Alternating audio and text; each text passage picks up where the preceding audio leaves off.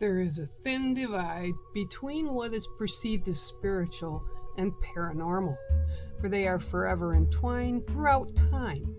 Traveling within the history of the world, we can find examples of spirituality that involves everything from magic, spirits, gods and goddesses, and seers, or people said to be able to talk to the dead. We all have our belief systems and we all have our own truths.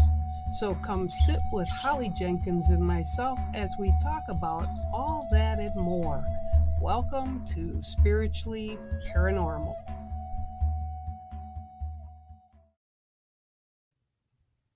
Hello. Hey, Hello. You I can just start sent now. you a message showing you a screenshot Okay. that doesn't run like where your house physically is, but it's just a little bit out in that lake. Okay, I'll look at it later and be freaked out. So yeah. Yep. We got to tell everybody what we're talking about. I was just looking on an app about ley lines to see where the nearest ley line was to Bear's property, and it ain't far. It's like right out in the lake. Well, Right, in the water, it's not a big lake, so I'm sure it's closer than you think. it's almost dead center of the lake. Yeah, and that's not far. It's not even a mile across the other side of the lake with me. It's small. There you And go. water, what does water do? Water amplifies spirit, right? So I have Yep. aquariums in my home plus the lake. So yeah.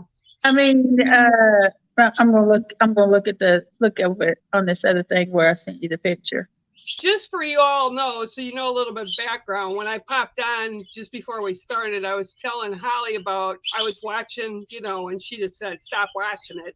But I was watching Skinwalker Ranch, and they've got one more episode, and they've actually found a black hole on the property.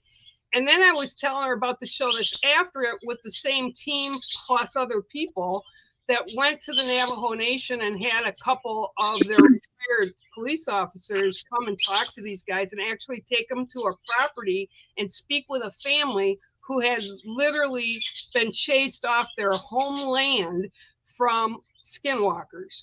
So as they were talking about the skinwalkers, they described them with, I'm not even going to say because I said it before, but that they have antlers. I about fell off the chair because going back a while, if you've been following us, this is something that happened at my house. And then the show prior, like I said, was Skinwalker Ranch, and they were talking about ley lines and where they had like things light up on the mesa, and they put like lasers, like high power lasers that you can see to outer space, right? Like they can shoot them. They're very powerful. And they put on what they had a recording of was Native American spiritual drummers that came to the site and did ceremony. And when they had done it, the mesa has a circular spiral on top of it that was made by indigenous people. It lit up on the thermal. So when they put it on the laser and pointed it directly at that spot, I literally, before they said anything, I had the hair stand up on the back of my neck, going all the way down my right arm and right side, all the way down to my feet. And I was never have had anything like that happen. So, I'm about to show you. yeah, it was kind of freaking me out. So, naturally. Oh, yeah. See, the blue dot is where you are, and there's the ley line. Oh, yeah. That's only about 20 feet off my house. Or 20 yards. I'm sorry, 20 yards off my house. That's still close. Yep. Lovely. There you go. So, she's just schooling me and told me I need to stop watching those shows. And I'm kind of thinking I might have to. I still, Holly, I have never experienced anything like that. Watching something, and it didn't scare me when I was watching, but I was like, what the?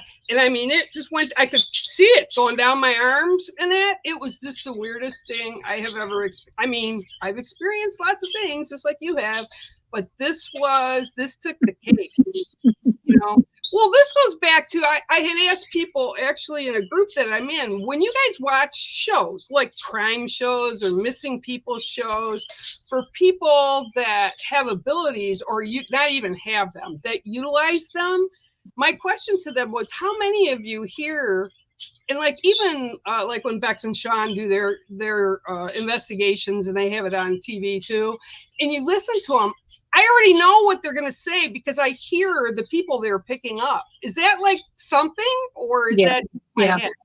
Yeah, no, it's not red.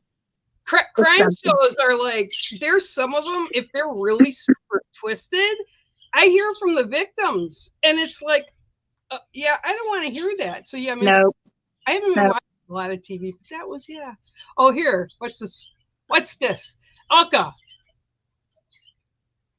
Yeah, it is. It really is. So I get that. Yeah. Hi, everybody. By the way, I see Chucky's here, Margaret's here, Chloe's here, Cindy Pinkham's here.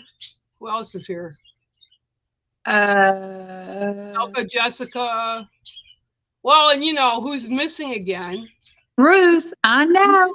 She's MIA. So I don't know, but that's how I just started off with. I know she was at the eye doctor earlier, so I don't know if she has got home yet. Yeah. She tell you what she did? I saw it. I did a video call with her. I saw it. I told her to put some mirror on a truck. I told her to put some castor oil on it because that castor oil will help break that up, help keep it from clotting. Well, she walked into the mirror of a car in a parking lot. Let me tell you a quick little story about how amazing castor oil is. So I watched this lady on TikTok, and I can't remember her name, but she's an older lady. She's a nurse. She's very, very popular, famous. And she talks about the benefits of castor oil and how it can shrink cysts and tumors and all kinds of things. It just gets rid of it. So Stacy, my daughter Stacy, she went to the doctor. She's been having a lot of stomach problems. She had 4. They weren't sure about what kind of tumors they were. One was a cyst on her ovaries, and they're big. They're like this big. That's pretty big.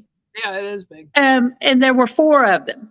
One down by her spleen, one around her pancreas, one on her ovaries, and the other one on her butt, where she had surgery when she was born because she had tumors on her bottom when she was born. So I told her, I said, put castor oil packs on it until you go to the doctor, which was like 3.5 weeks till she went to see the surgeon. So she'd been doing it, and she's just feeling super, super bad. And went to the doctor like 2 days before she went to the surgeon, and they did the ultrasound. They're gone, like gone, gone, completely gone. That's crazy, but it's not, because we go back to the way people used to do stuff, and even like the Druids, the indigenous people, tribes over in the rainforest and stuff, they use natural things that we or pharmaceuticals have taken from these places to give us different stuff. That's awesome. And these things were every bit this big. She had the dimensions. We were thinking that they would have shrunk some. They're gone. They're not there anymore.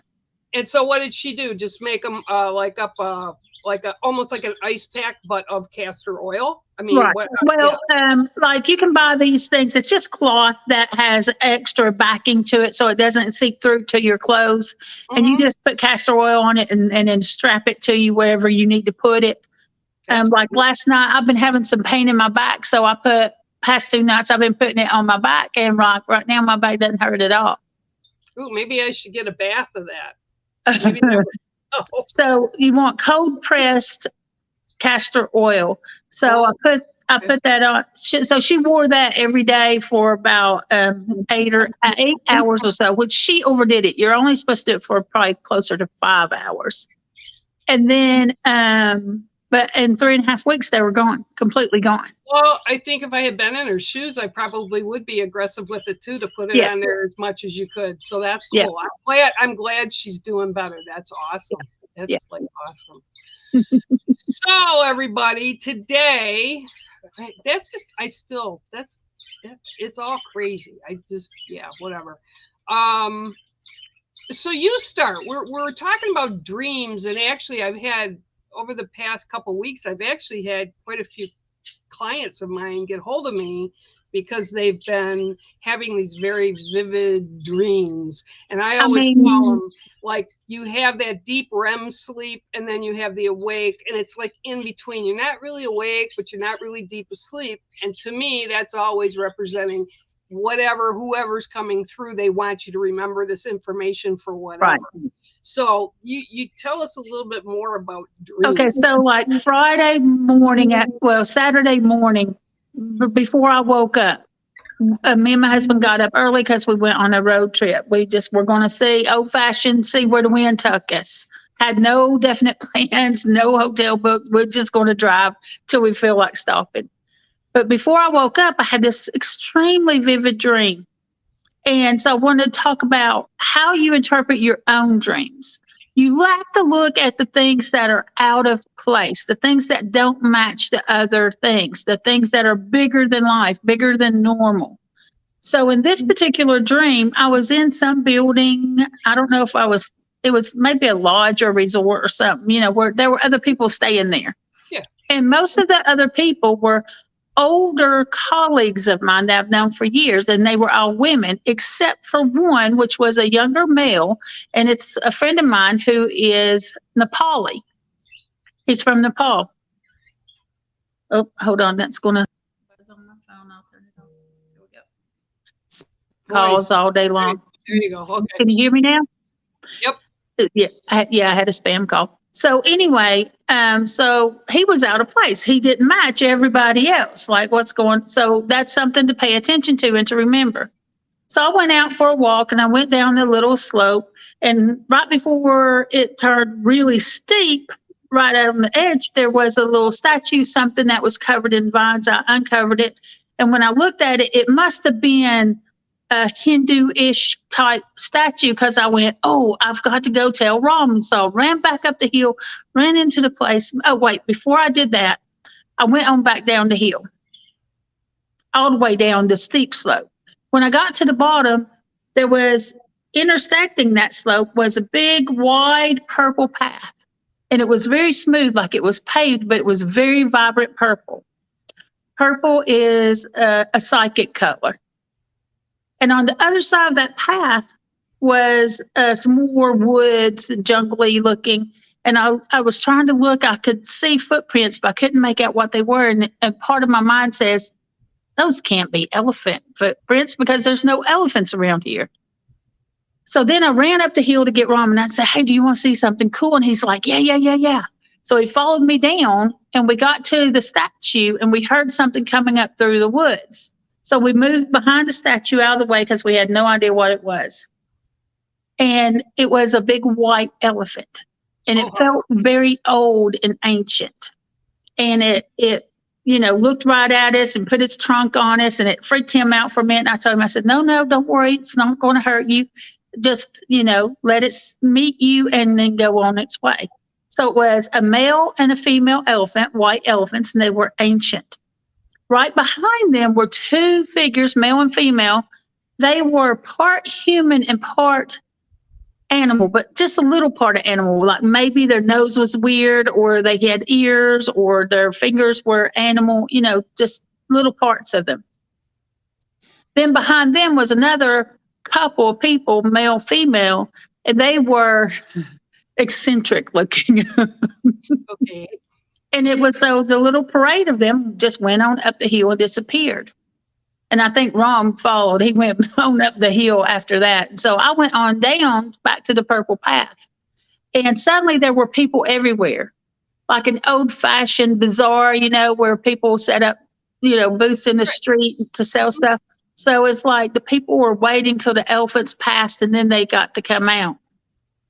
So so what should I do about looking up the elephant thing? So first I went to my little witchy book of dreams, and it said, elephant is the biggest land creature that we have. And so is there something really big taking up space in your life right now? Yes. All these books that I'm working on. And so then I texted Rom as we're driving. I said, what does the white elephant symbolize in your culture? Because he was the thing that was different. And I took him to see it. So I thought that's who I need to find out. And he said it represents Ganesh. And Ganesh is about wisdom. Ganesh is a remover of obstacles and a patron of intellectuals, scribes, and authors. Every time I say that, I freaking get goosebumps. Yep. Yep. And I was like, holy crap. So then, white, when the animals come in and they show us as white, it's all about our spirituality. And when they do show up, they are ancient because they do have things that they want to share with us.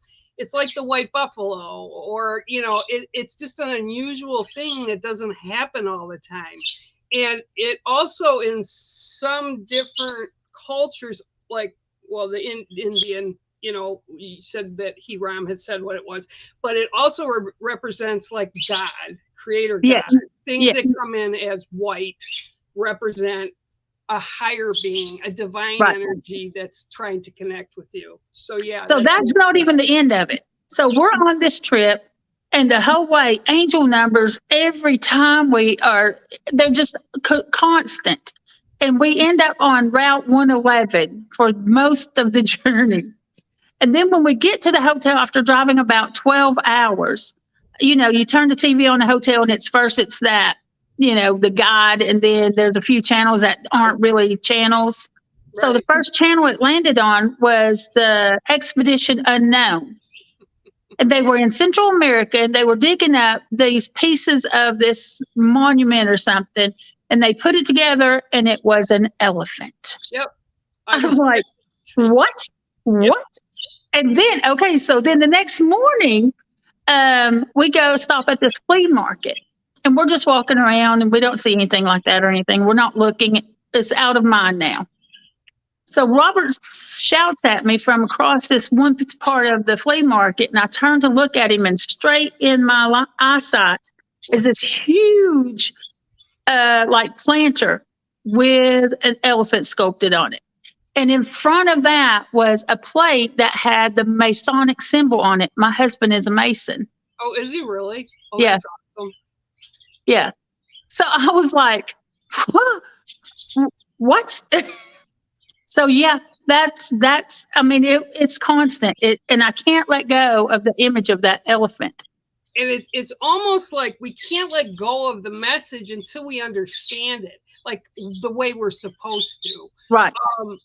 And sometimes I have to kind of push clients or push people that I know. Even my daughter, she'll call me because she's a dream walker. I mean, it's in our blood. It's what she does, but she doesn't like it. She knows what I do, and she knows she can do it, but she doesn't want to do it. But when the dream state comes through, which I consider visions, she'll call, and they're very accurate about what's going on. And it's like, I want people, when they do have these dreams, try to sit and really look at your life. I don't mind helping people out. I know you don't mind helping people out, but it's really good if you discover it on your own. Because if you push it away and you don't deal with it, no matter what it is, it's going to keep showing up until you deal with it. Right. Well, the thing about dreams is, first of all, like I said before, looking at the thing that's out of place or larger than life. Because that's the thing. It's larger than life, or it's out of place to make you remember it. So that's the message in the dream, whatever that is. And the significance is however it's significant to you in your life right now. So you can read all the dream websites and dream journals and books and all that you want, but it only matters how it relates to you and what's going on in your life at the moment. So you can't just take it word for word, just like, the tarot books and all that other stuff. You can't take those word for word. You have to relate it back to you. You're the dreamer. The message is for you. Well, and that's the thing you're bringing up too, is tarot cards or oracle cards or whatever. One of the things that when you're using them, no matter what you're using, I don't like people to use books. I just don't. You have to use your own intuition and what it's telling you. they tell you so that you can understand them. It's like you said, same thing. It has to mean to you, right? Not Right. to everybody else. It could be like you could throw a card down and, you know, you could use a playing deck. I knew someone that did that, just like regular cards, and she used to throw those. And however it means to you personally is what it means. It won't be the same for the next person. Actually, It's just like we were talking about the crystals and the stones. Just because I like one particular one, maybe that I use for protection, right? It might not work that way for somebody else. Right. Yeah, sure. You can pick up a book and you can listen and read, but it's what resonates with you. And that's why you have to do it yourself. You can get help with it, but a lot of it is you have to understand it yourself. Yeah, that's right. And it's good to look at different sources as well to help you try to decode that dream and figure it out. You'll know when you hit it on the head. Like for me, when I talk about what Ganesh is about, every single time I tell that, I get goosebumps all over, truth bumps.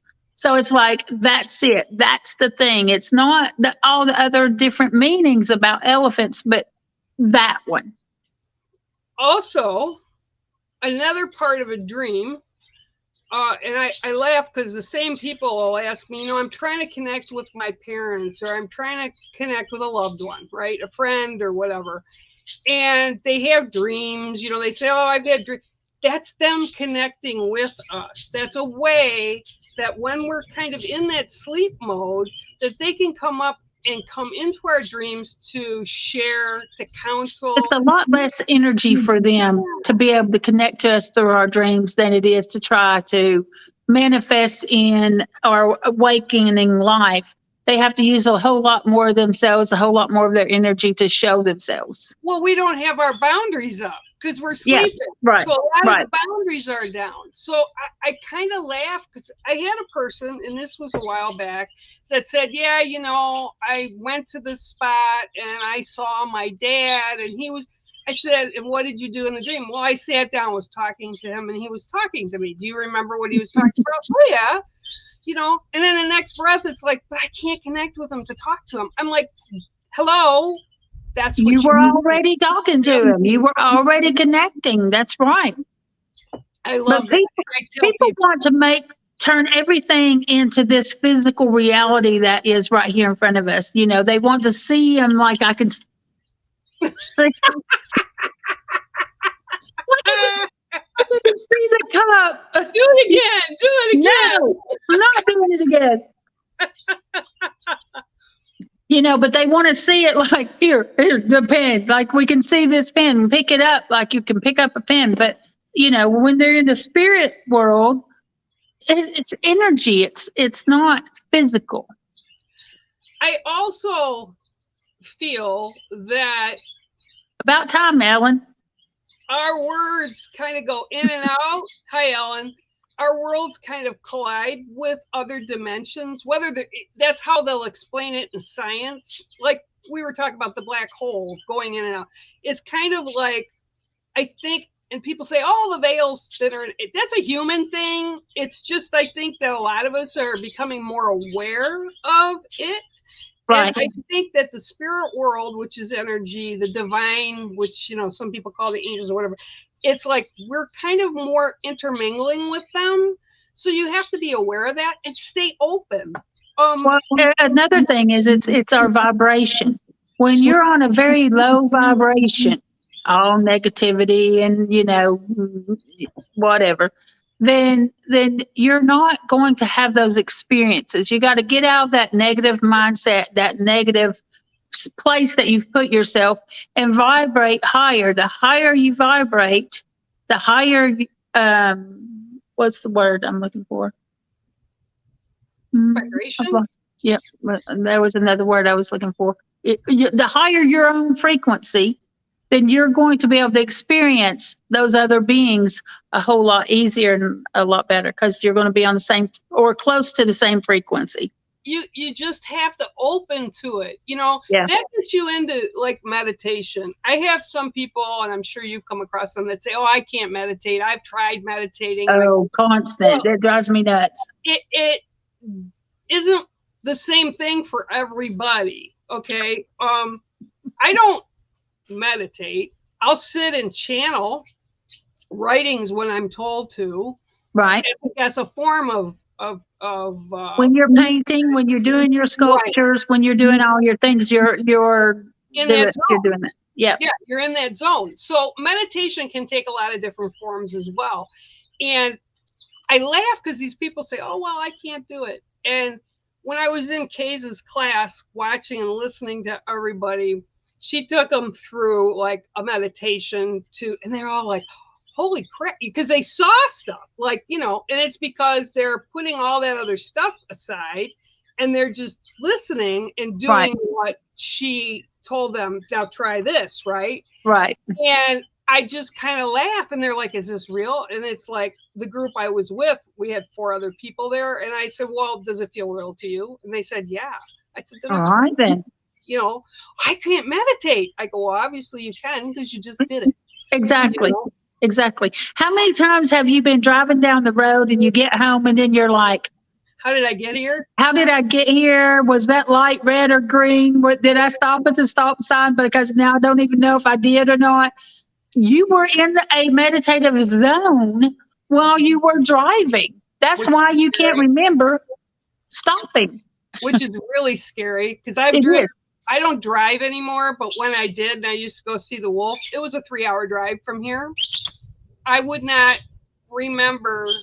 Probably 45 minutes away from here was what I remember. The next thing I remember is I was pulling up in the driveway. And it's like, that's scary to me, but I made it. But it's like, oh my God, like, because you kind of zone out. It's like what they call daydreaming, It's the same thing. Now, I can do it with certain forms of music. One of my favorite things is Patrick Lentz. He does Gregorian chants, like the old. Yeah, I love those. Yeah. Well, I found him a few years back, and I even used him when I was in the hospital, and it brings in like healing energy for you. I would be interested in knowing what frequency his chants are. Oh, that would be interesting. I'll have to check. I'll look. You can download on your phone a frequency detector and then play it like on your laptop, and it'll tell you what frequencies that he's at. Okay. Yeah, it automatically puts me into the zone, and I can hear him in the background, and it's like a hum, and you just go to that place, and it's actually, for me, that's when I channel divine energies. So, and I just found that out a few years ago, so I was kind of really conscious to doing it. I can also do it to Douglas Spotted Eagle, because he is a traditionalist with the flute and he uses the native tongue in his work and songs. Whereas some of the other ones, they're really good. Like Nakai, I love Nakai. There's a lot of them I love, but it doesn't put me in that zone. Right, in that place. Again, it would be interesting to compare the frequencies, because those frequencies, you easily go into that place on a specific frequency, I bet. How can you tell, now for everybody watching, how can you tell what your frequency is? Is there a way to tell? Well, like for you, since you are on that music puts you in that frequency, puts you in that state. So I will go check the frequencies of those sounds that you're listening to, because it instantly puts you in it. That would be really close to that frequency. That's like white noise. Yeah. I have to have, since I was a kid, I've had to have a fan, a box fan on to be able to go to sleep. Even if I go other places, I can't sleep unless I have a fan. So I can sleep, if that's what you want to call it, just about. But it doesn't matter to me if it's pitch black quiet or not, or if it's there's noise going on. But like my husband, if I put my meditation music on, he can't sleep to that, which is odd. Yeah. I'm like, it's supposed to relax you, but he gets his head stuck on the sound. But he can sleep through his own snoring. Well, the good with the bad, right? Right. The TV will be going. He can sleep. I mean, goes out just like that, just like a man. No, I know other people that have done it. Yeah. So, when you talk about frequencies, and like I was saying, that's what they're kind of looking at out at Skinwalker Ranch. They were actually working with sound and vibration, and they were measuring it. And the vibrations that were actually coming up whenever they shot rockets into this black hole area, or they call it the triangle, but there's a black hole there, it impacted it, right? So it impacted, and it would show up on this graph. And it makes me think of, because when they show it before they do any of that stuff, it's just flat. It's just like nothing, like nothing. Another way, because you know how certain sounds will irritate the crap out of you. Like it might be other people will find it pleasing and nice, but for you, it's just irritating. Yep. So you could play around with different frequencies to see where you feel balance. You feel at home with certain frequencies. I would say that would be your frequency, or you'd be real close to where that is. Is that the same as, like, I know when I'm on here and these two knuckleheads are chattering away, I know it drives you nuts. It drives Taylor crazy too. I don't hear it. It's like part of me. Yeah. And it's like, it doesn't bother me. It doesn't bother me except when they get real close to the speaker and drown you out. No, but I mean, it does bother Taylor. She doesn't like the noise. She'll come and sit on the bed. She can't stand the noise. And I'm like, what noise? And she's like, the birds. And I'm like, oh. Ruth has missed half the show. What are we going to do with her? She's grounded. Yeah. Ta-da! You got a blind patch over your eye now so it heals? Yeah. She missed how you're supposed to fix it. I told her yesterday. I was on video chat with her yesterday. Okay. Yeah. So I told her whether she did it or not is a whole nother story. We know how she doesn't listen, and she likes to make her life more complicated and a whole lot harder, don't we? So, I told her yesterday, and you guys can laugh or not. I told her, I think it was yesterday, wasn't it, Ruth? I told you that something else went missing in the house. You know what you got to do.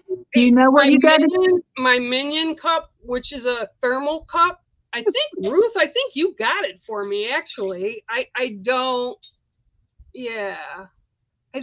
think it is. But I had it one day, watched it, put it up on the rack, to dry.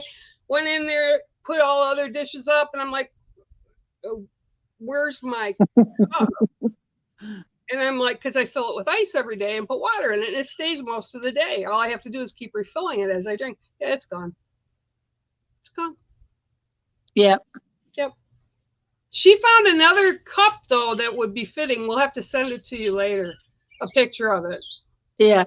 She said, we need that cup. I said, did the castor oil help at all, Ruth? I know you only did it one night, but. Oh, what's this? Oh, the healing. Okay.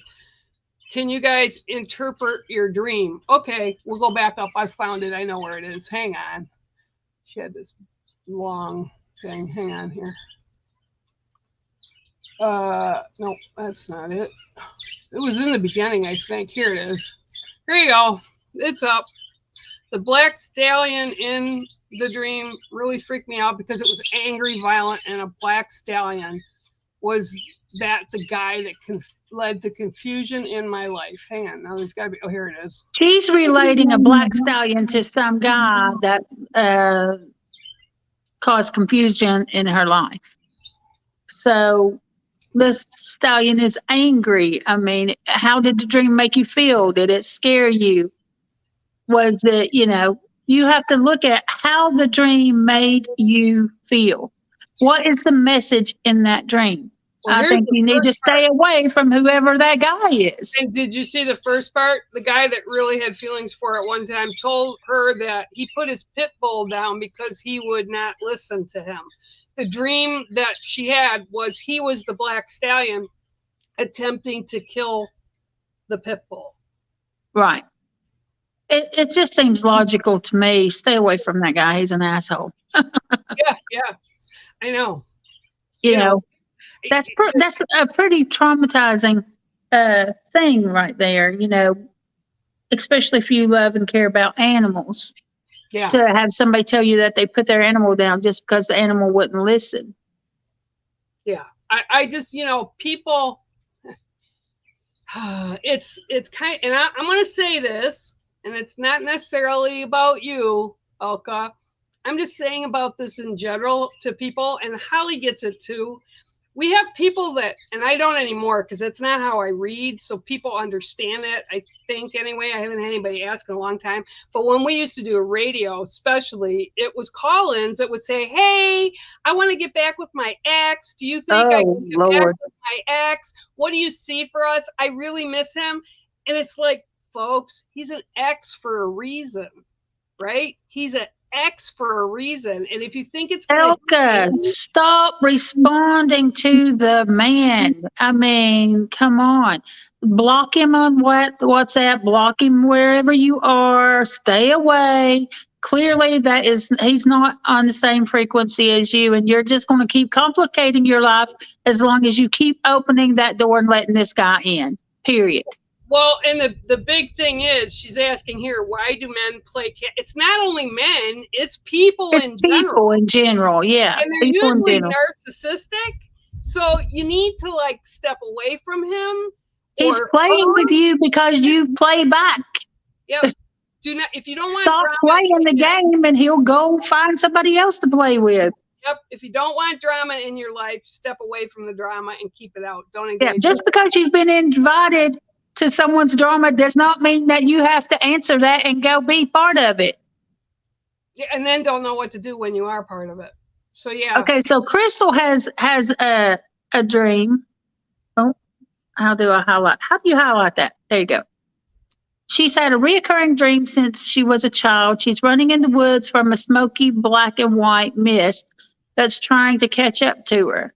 But when it gets close, it runs from her.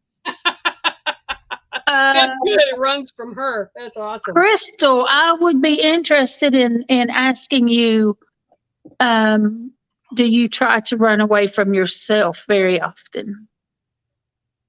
Because that black and white mist could actually be your own spirit that you're running away from, or a part or aspects of yourself that you're running away from.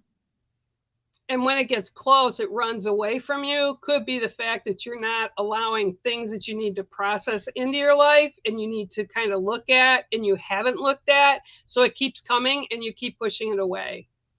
Erica, stop trying to read other things into it about that dude and just stop. Just no, block. Okay, block and delete. Yeah, I have no problem doing that myself. I don't give a crap if it was part of your past life or not. When he's got bad juju and he's bad for you, no. Bye, Felicia. There's the door. It's locked and shut, and you're never coming back through it. And honest to God, this was actually in my divorce papers. And the judge looked at me and said, "Is this for real? You're saying this?" I said, "What part?" And she said that you're getting all the animals and the dogs, that it's in your divorce decree that he's not to have them. I said, "Yes." And she looked at me, she says, "Are you serious? Like, it's your, I said, "Yes, it needs to be in writing. He's not holding my animals hostage." Right. And I said, the only one that he will even see for the most part will be my daughter's dog, who is a white shepherd. I said, and where she goes, the dog goes. And she just looked at me like I'm nuts. And it's like, if people don't like animals or kids, you need to walk away because something's not right. And I'm not saying that everybody likes every animal. I'm not saying that. But if they have negativity that they're throwing at kids or animals, that's probably not your best bet. No. Just saying. We'll go the other way and stop trying to make it like, one thing I absolutely can't stand is when they say, "Dear twin flame," and the relationship is terrible because we're twin flames and that's what twin flames do. Jesus Christ. the right person isn't going to create all these fears in you. It's not going to cause conflict. The right person makes you feel like you finally made it home.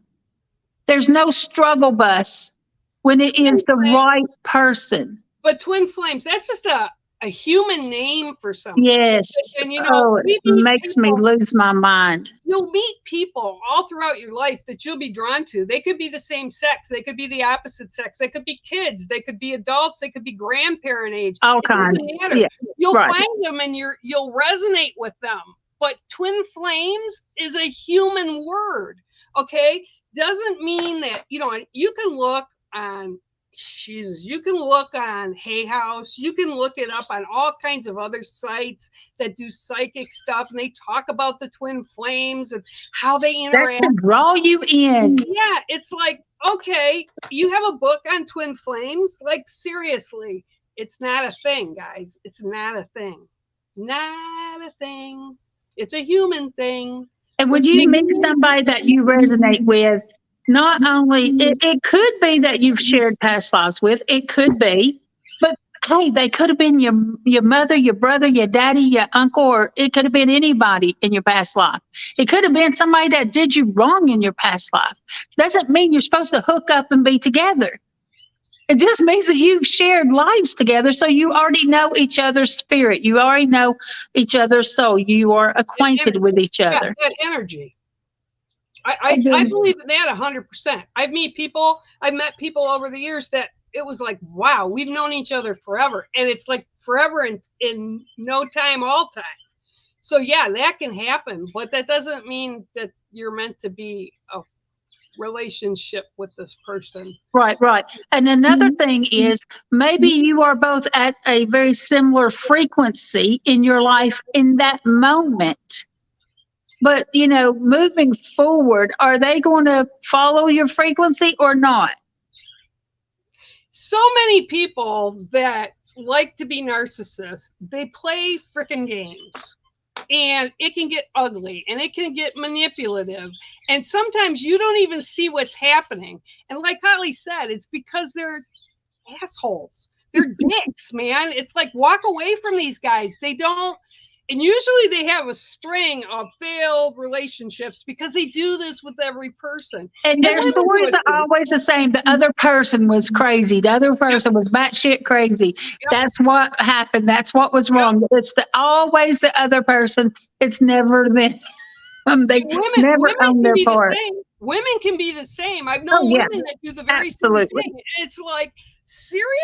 I knew guys. This always cracked me up. I went to, when I was in high school, it was an all-girls Catholic school. Okay, next to us was the guys' school, which was Notre Dame, right? And that was the male high school. And I had one classmate that went out with 4 different guys at the same time. Okay, and I was like, you're dating 4 guys at the same time? Like, seriously? She goes, yeah, I don't really know which one I want to say.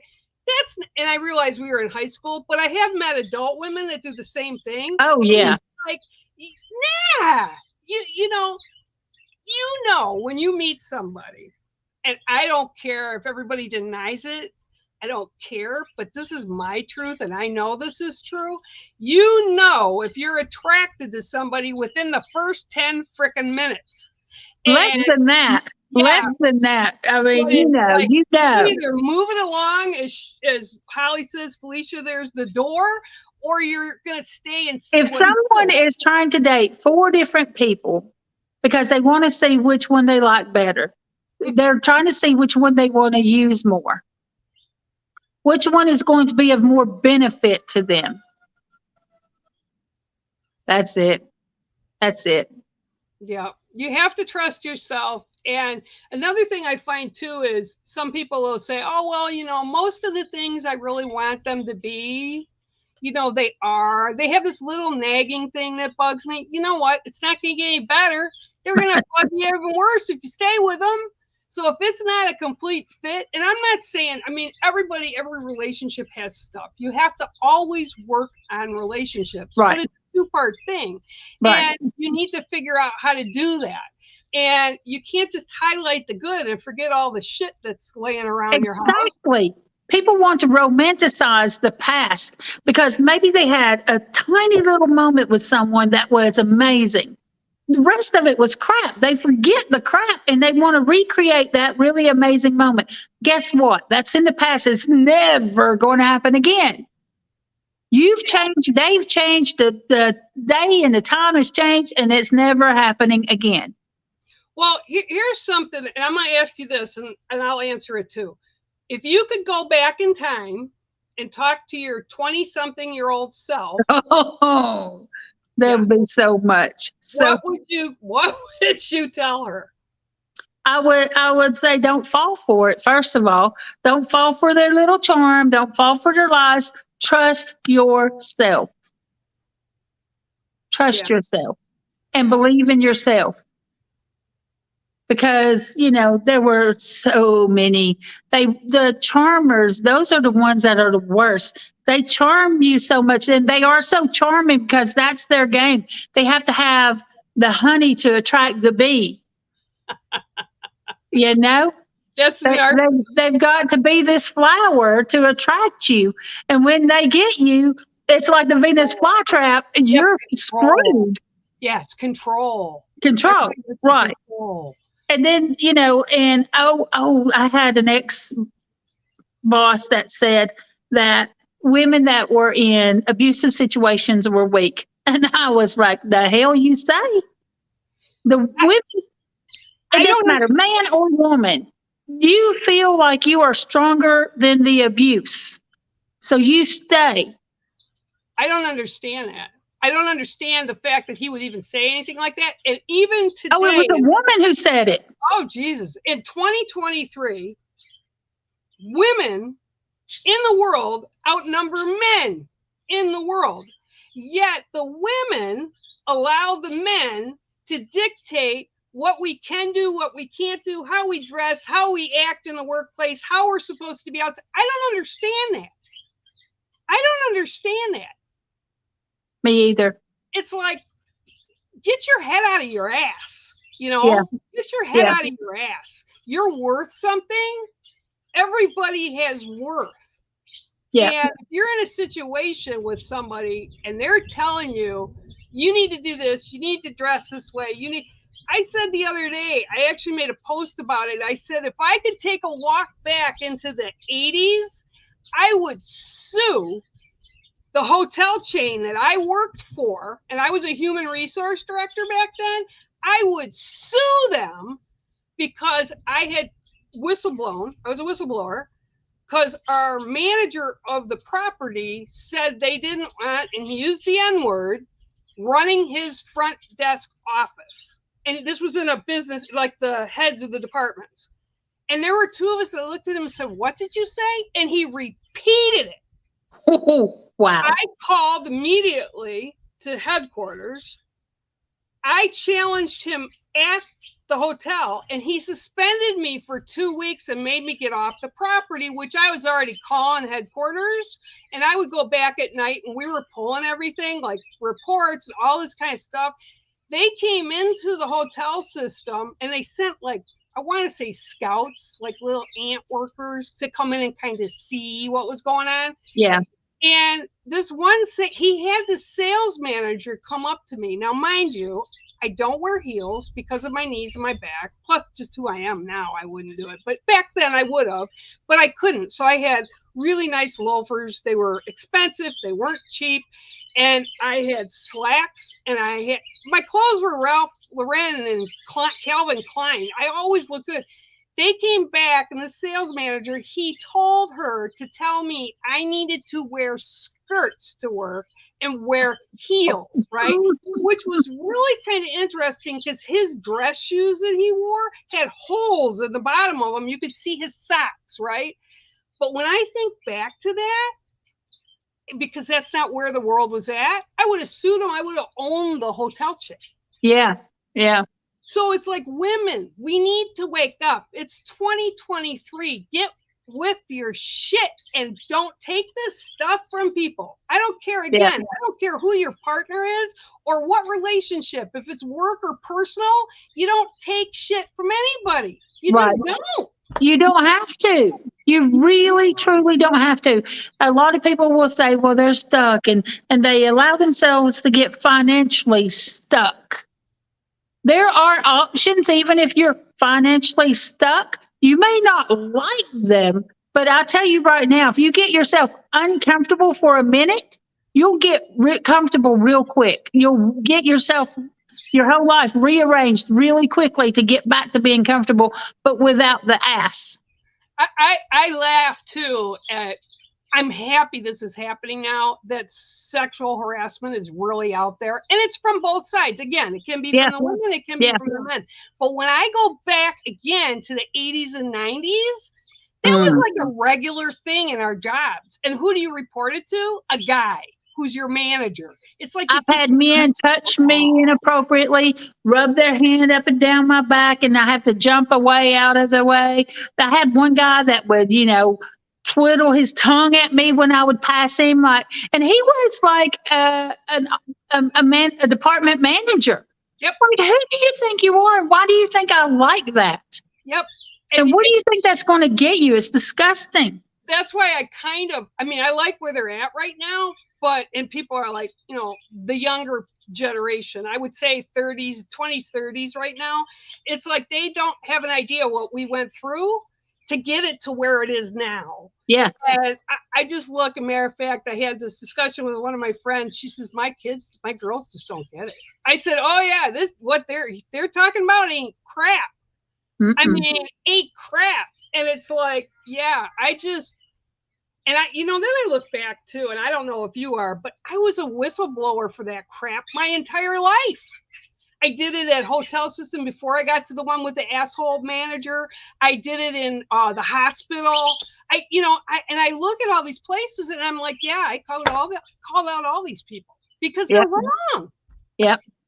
And if you take it, what's it saying about you? Right.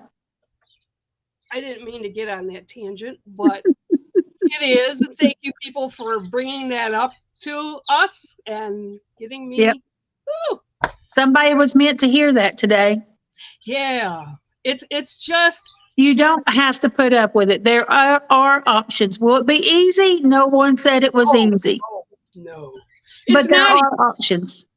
I had a doctor up here when I worked at this hospital up here, who was sexually harassing and actually had raped a couple of the nurses that were on his staff. He sexually assaulted them in the OR. He had been a doctor. He was actually an OBGYN for years up here in this small town.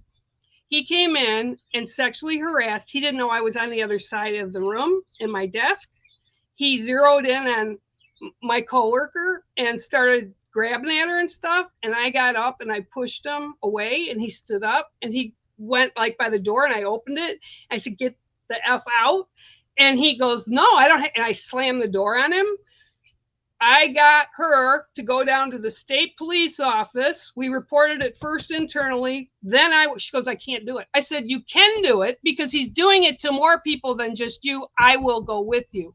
Yeah. We had a winding up of 14 nurses that came in and gave their statement to the state police. We wound up taking them to court.